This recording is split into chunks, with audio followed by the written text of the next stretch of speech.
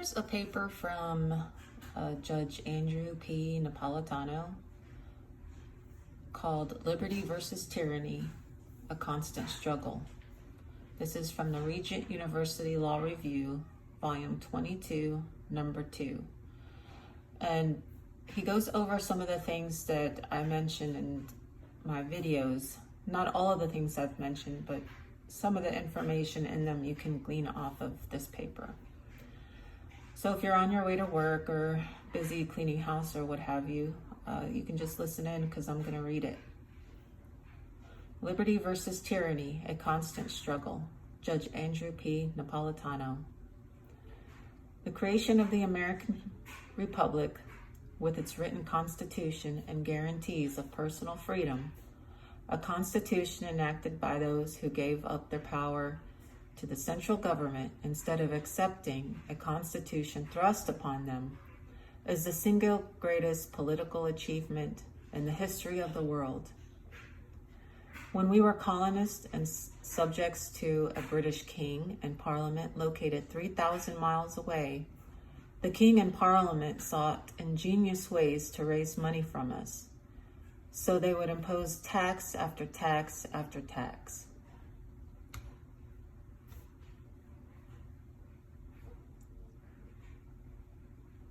This is tyranny, taxation without representation. The tax that was the last straw was the Stamp Act. In the Stamp Act, the Parliament decreed, not for those in Great Britain, but only for the colonists in the New World and the Americas, that every piece of paper in the personal possession, every book, document, bank draft, deed, mortgage, lease, and pamphlet to be nailed to a tree had to have the king's stamp on it. If you think going to the post office is terrible today, imagine being forced to go to a foreign post office operated by the king's people in Virginia in order to buy one of the king's stamps. He's talking here about lowercase jurisdiction, what I talked about in one of my other videos. How did the king know if every piece of paper in your home had his stamp on it? Parliament enacted an abomination known as the Townsend Revenue Act.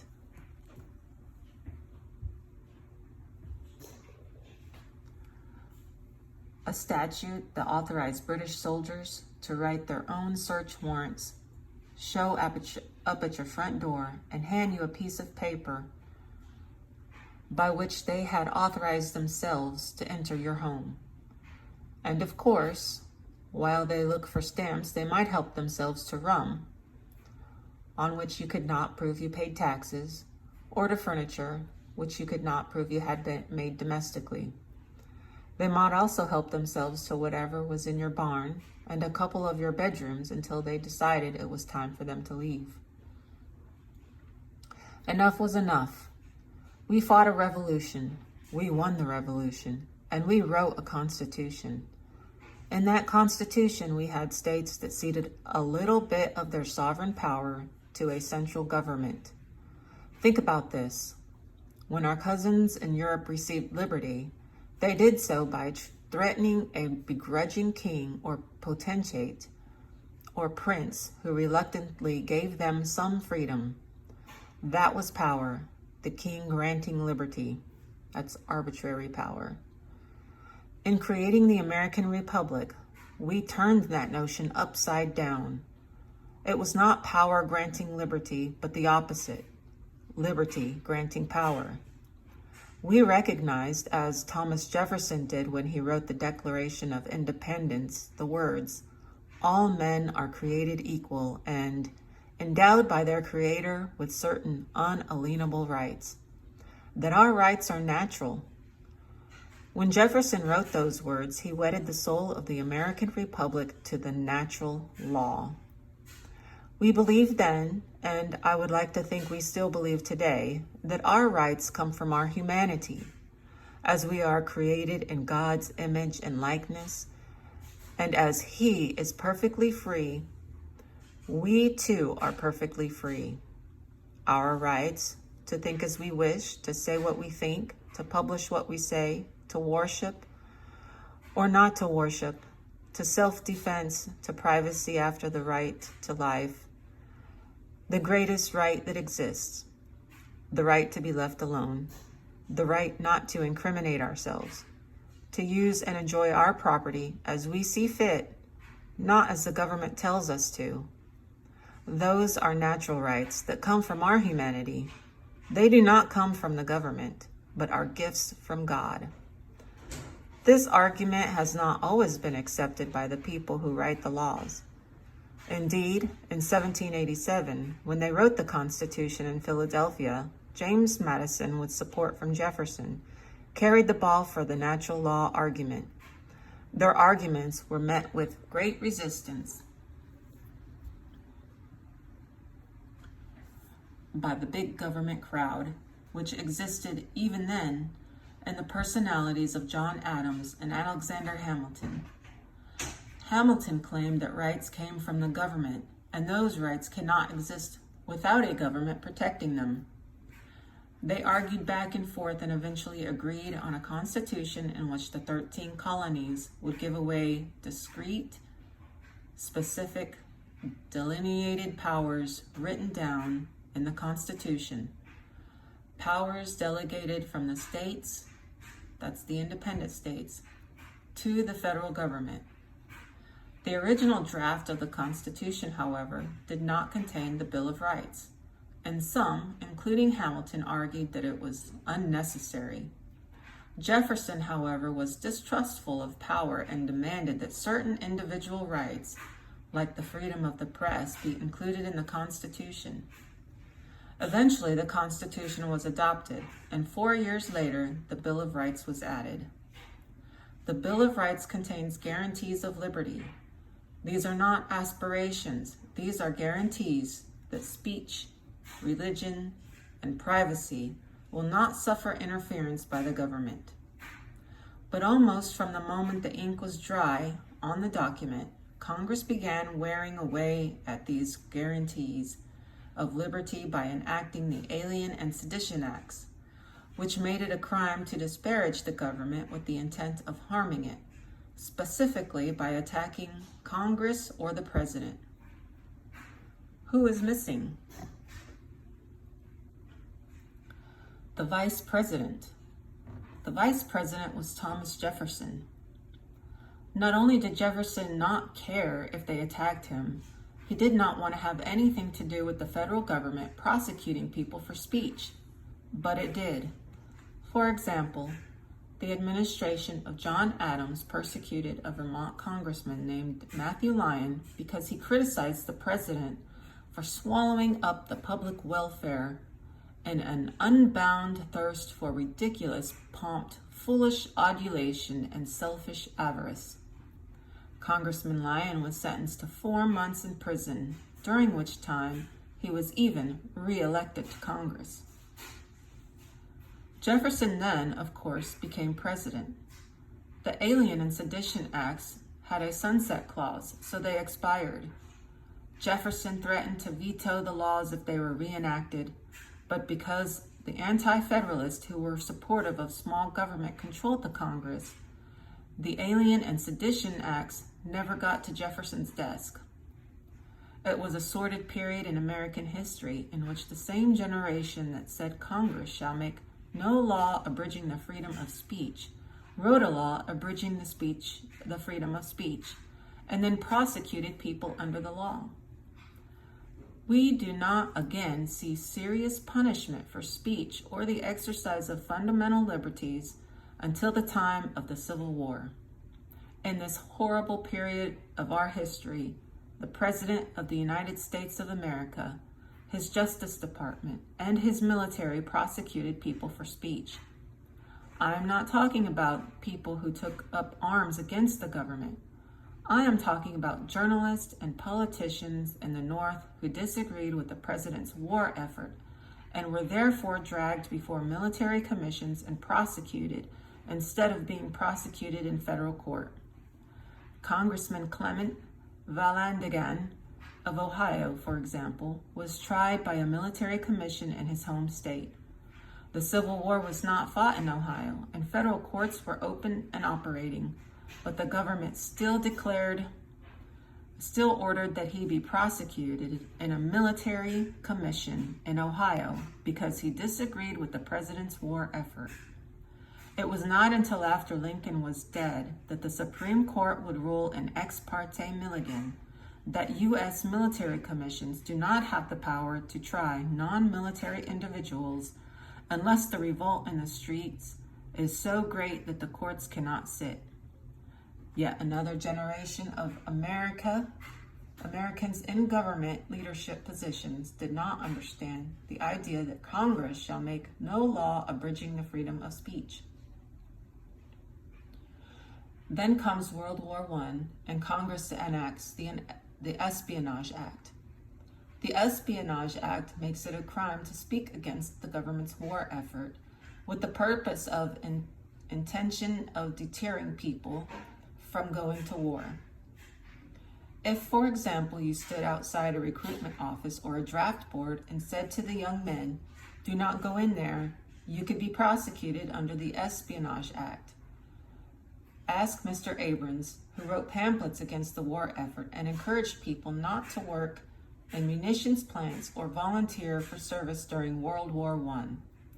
If the federal prosecutors who went after him respected the First Amendment,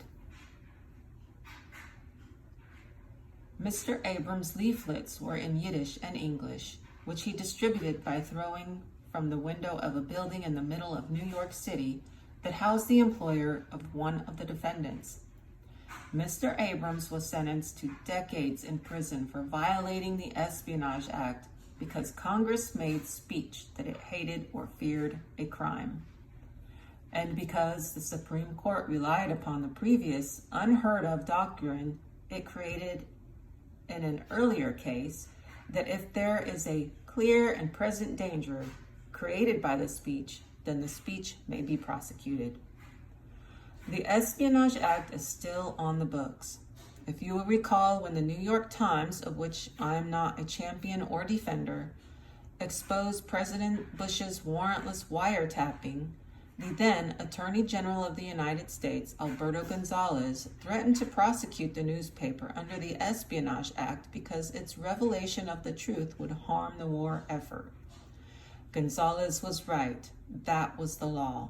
It is a horrendous, clearly unconstitutional law, but still the law of the land.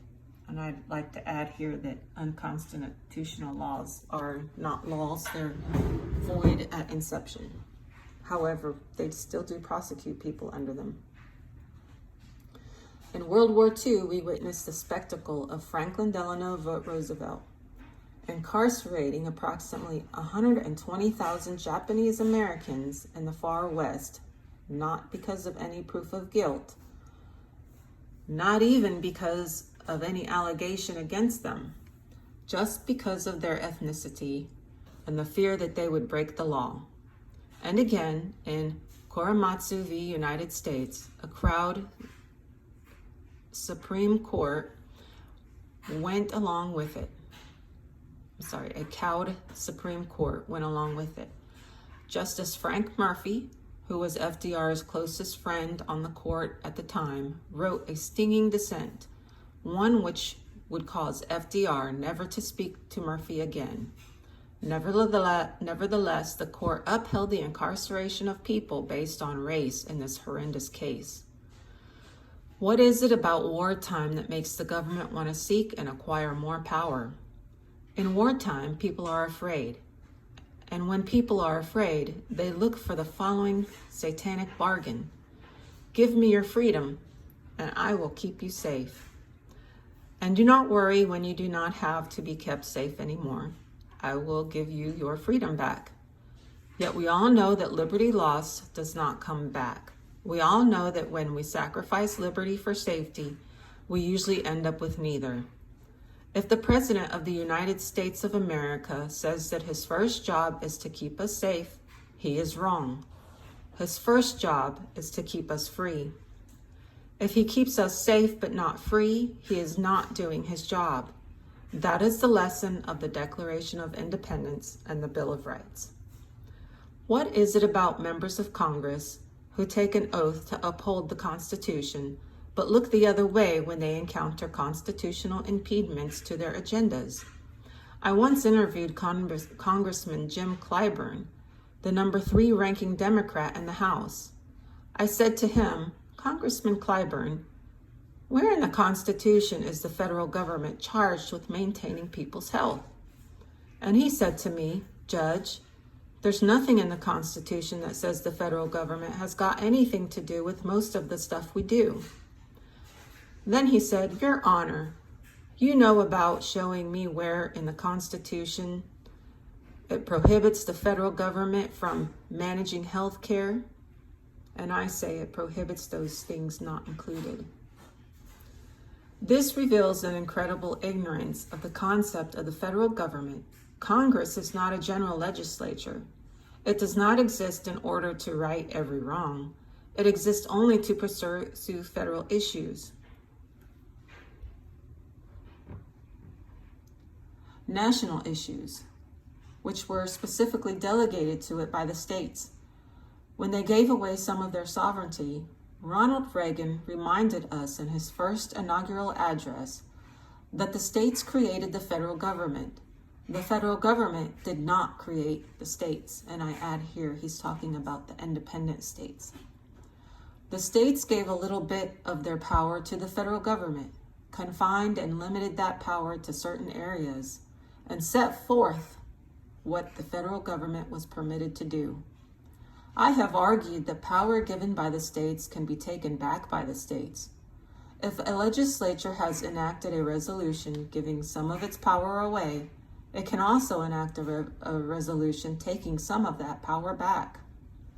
Tell that to Congressman Clyburn, who does not care what the Constitution says. Finally, we deal with the judiciary. Who could have thought that black-robed judges would save the Constitution? The whole purpose of an independent judiciary is not to go along with the majority opinion, but to resist it.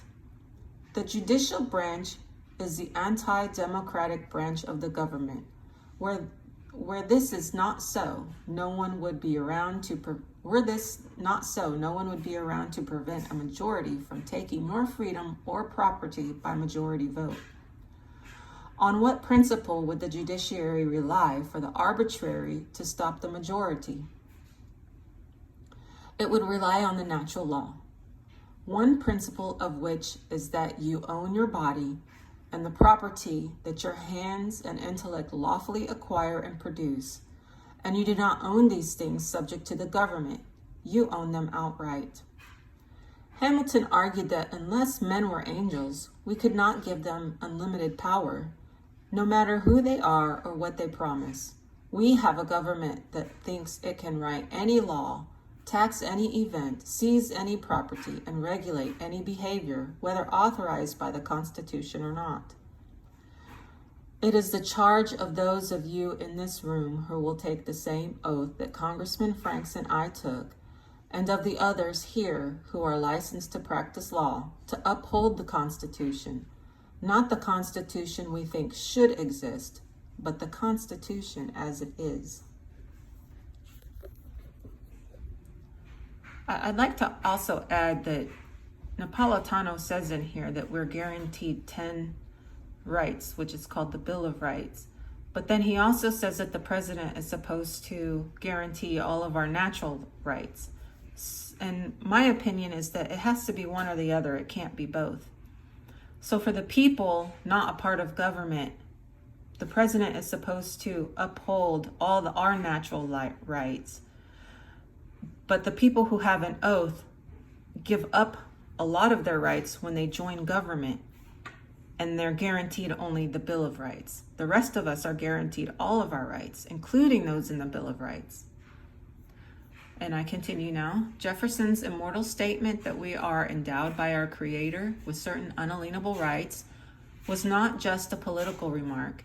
It was incorporated by reference into the supreme law of our land.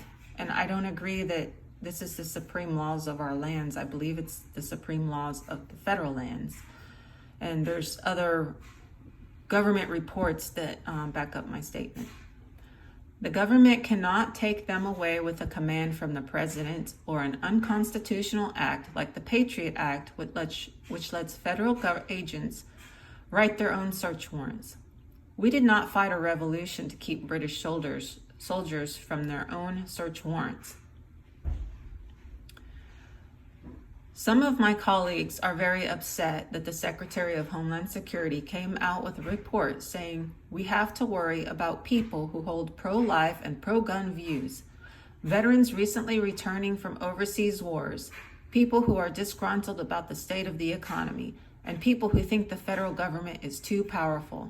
And I said, well, she knows that I'm pro-life. She knows that I'm pro-gun. She knows that I don't like to pay taxes.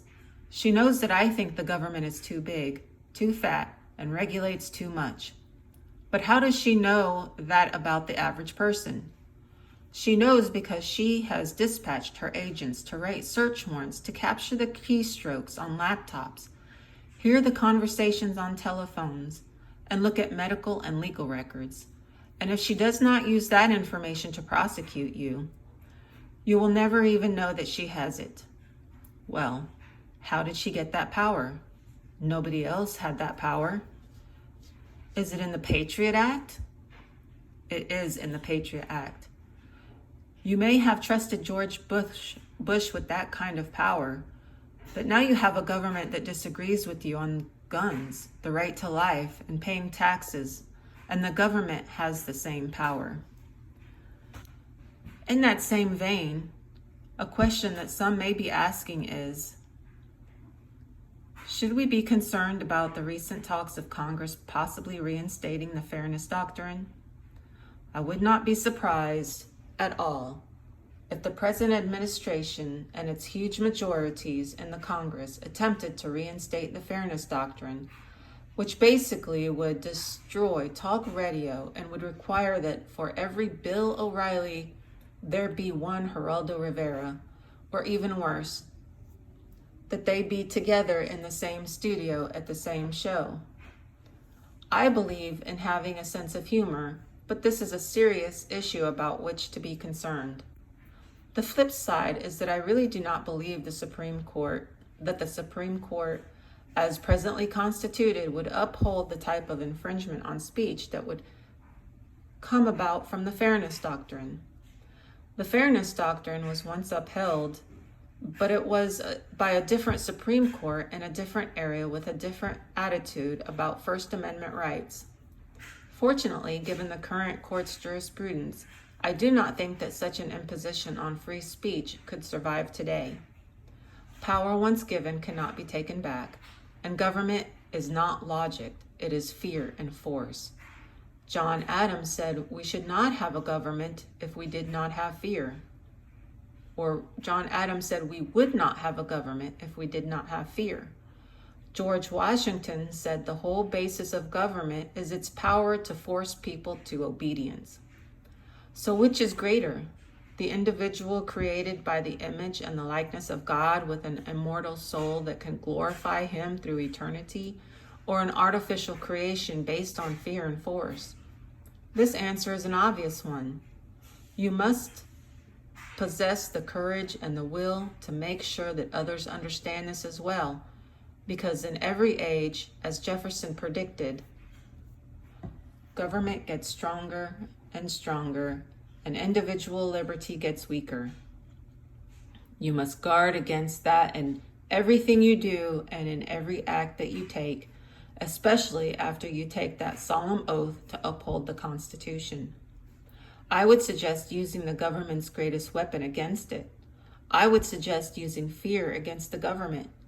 During Antonin Scalia's confirmation hearings for the U.S. Supreme Court, when he was asked if he thought that statements of members of Congress on the floor of the House and in the committee reports should be examined by justices when attempting to interpret statutes, he said no.